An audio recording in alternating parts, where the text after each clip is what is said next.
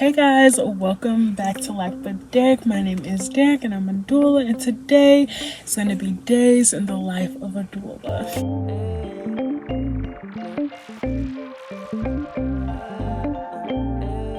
If you're new here, please hit the subscribe button because I have videos about education during pregnancy, how to stay healthy during pregnancy, and even exercise while you're pregnant, postpartum, all that good stuff. I have a prenatal meeting in about 30 minutes, but I'm just waiting in the car because I thought the meeting was at 6 o'clock. So I got here at 5:30, but then I text her and she's like, oh, we're meeting at 6:30. And I'm like, oh, you're right. But our prenatal was supposed to be last week at 6:30, but then she rescheduled to this week and I ended up having a prenatal last week that was at 6 o'clock, so I just got confused. I feel kind of slow though for getting the meeting time, but you know, a girl can't be perfect. What I do want to do is kind of come on here and briefly discuss with you guys what happens at a prenatal meeting.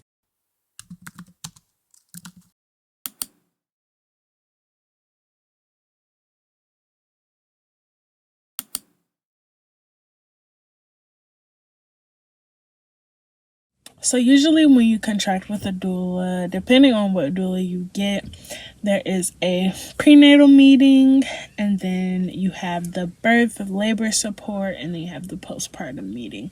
Those are the three main meetings that you have with your doula. Every doula's packaging is different, so there may be some more things scattered throughout it. There may be more meetings, but the main things are prenatal, birth, and postpartum.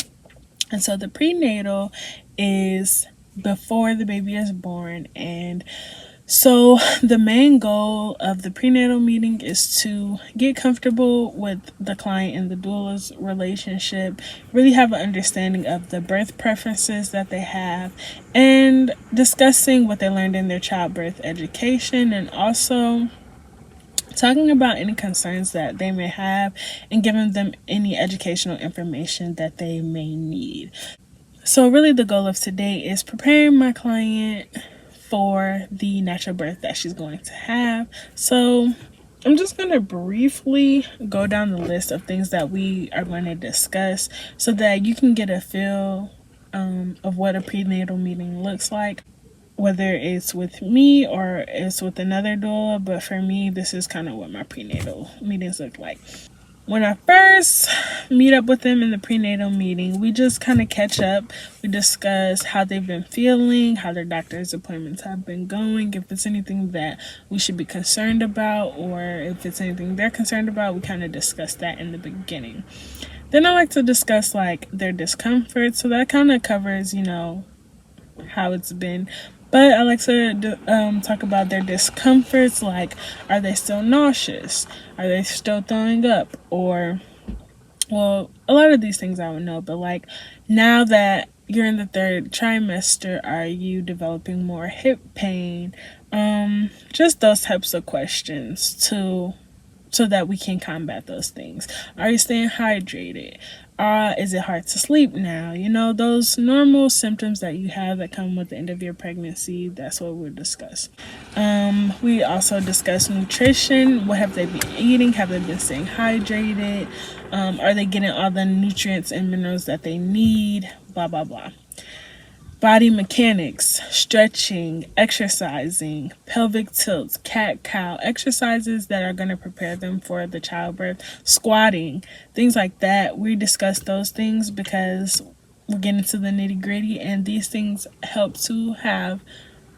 they can help women have a shorter, less painful labor if you prepare your body for what you're about to go through. I like to review what they learned in childbirth education. A lot of clients go to different childbirth education courses, so it's important to discuss and review what they learned in those courses. Someone that went to a hypnobirthing course may have had a totally different experience than someone who went to their hospital's training. So you just kind of want to review, get a feel of what they know, what they're aware of, and what concerned them and what stood out to them in their childbirth education classes. We talk about the signs of pre-labor and the signs of labor. Knowing the signs of labor can help you to avoid prematurely going to the hospital. And then after the signs of labor, we talk about the stages of labor. So the stages of labor is important for women to know because it can help you cope with where you are in your labor. So if you know that you're in the active labor phase and that is why your contractions are getting more intense, and you know that certain things like hip squeezes and things can help during that time, you're less likely to be fearful, you're less likely to be concerned with certain things when you know what stage of labor that you're in. It kind of helps you cope. So that's important. I like all my clients to know the stages of labor. I love to discuss the fear, tension, pain cycle with my clients because it's very important. The main focus of talking about the fear, tension, pain cycle is that when you are fearful and scared, it signals your body to tense up. When your body is tense, pain is more intense. And you are more likely to experience pain when you're in a fearful state. And so this is where those coping mechanisms come in. This is where the relaxation techniques come in. This is where the breathing techniques come in. All of these things will help to diminish the fear associated with childbirth and to not be fearful of the pain, not reject the pain, but to surrender to the pain. We definitely go over the birth wishes. I ask all my clients to create a birth plan, birth preferences, birth wishes, whatever they want to call it, just because I think that it is important to know what you want and to have a goal of what you want. Even though we know birth is unpredictable and that the outcomes come as they may, we can prepare ourselves as much as possible. Having your birth preferences is a great way to advocate for yourself and a great way to have your doula advocate for you. We also go over labor positions. So like I said, I have my birth balls here. We'll review the birth positions that they learned in childbirth education. We'll talk about different pushing positions, things like that. We also discuss possible medical interventions. So for my current client, although she doesn't want any medical interventions, if they may occur, we'll discuss what that looks like so that when it happens, she's not in that fearful state, she's in an educated state. I'll briefly cover the postpartum period, what that will look like, how they're preparing for it, yada, yada, yada. And yeah, that pretty much covers what we will cover in our meeting. So we'll see how this goes. Hopefully I don't keep them too long because that's a lot of stuff. I'm just excited to have this meeting and have it be over with. And then I may come back after the meeting is done. I won't make any promises. But tomorrow I have to encapsulate a placenta. So placenta encapsulation is really a 2-day process, so that'll be a Wednesday and Thursday thing. So I'll take you guys along with me, probably just show you what the placenta looks like and tell you a little bit about it or whatever. And that's exciting. Like, we love a busy week. Welcome back. So as previously stated, I'm back for another day in the life. Okay, today I have my placenta stuff with me. We're encapsulating a placenta today. Woo! How exciting! I'm excited.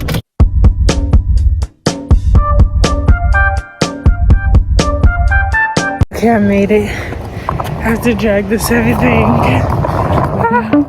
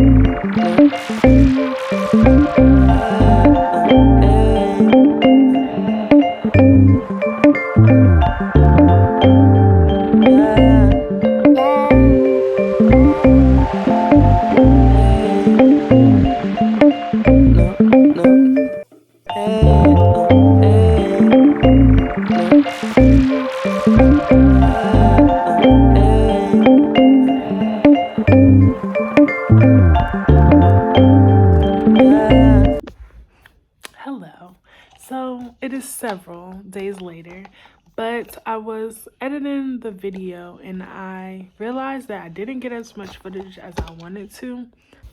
So I kind of just wanted to, like, I guess explain a little bit of what I did in that video because I didn't get as much footage as I thought I would or I expected to. So placenta encapsulation is basically taking the placenta after the baby is born and turning it into placenta capsule pills that mom can take. Have several benefits for postpartum women, and so it is a service that I offer. And so on day one, I didn't really get to record that much because it's kind of a very bloody day. And taking my gloves off and getting the camera, all of that is just a lot. It's too much. So I couldn't really get that much footage. But basically, on day one, I take out the placenta and I show the mom. Every mom doesn't want to see it, but she did. So I showed her what the placenta looked like, and then I go through the process of steaming it and then cutting it up to put it in the dehydrator. Put it in the dehydrator overnight, and also do a lot of sanitizing before and after as well, because you want to make sure that it is a very clean and sanitized environment when you're doing something like this. So then day two is kind of what you saw, where I take the dehydrated placenta and I chop it up into powder and then I put it into capsules, and then mom can take it whenever she feels. So that's pretty much a very brief summary of all the work that I do to encapsulate placentas, but that just gives you a little bit more insight on what you would have seen if I would have recorded everything. If you would want a dedicated video to placenta, the functions, and placenta encapsulation, like this video or leave a comment below with questions that you may have, and I will dedicate a video to that. Hopefully you guys enjoyed this video. This was my first vlog. I plan on vlogging a little bit more because it's fun. I don't know, I like to vlog. But yeah, so yeah, like I said, like this video, subscribe, send it to your nearest and dearest pregnant women, and thank you for watching, and I'll see you guys in the next video. Bye.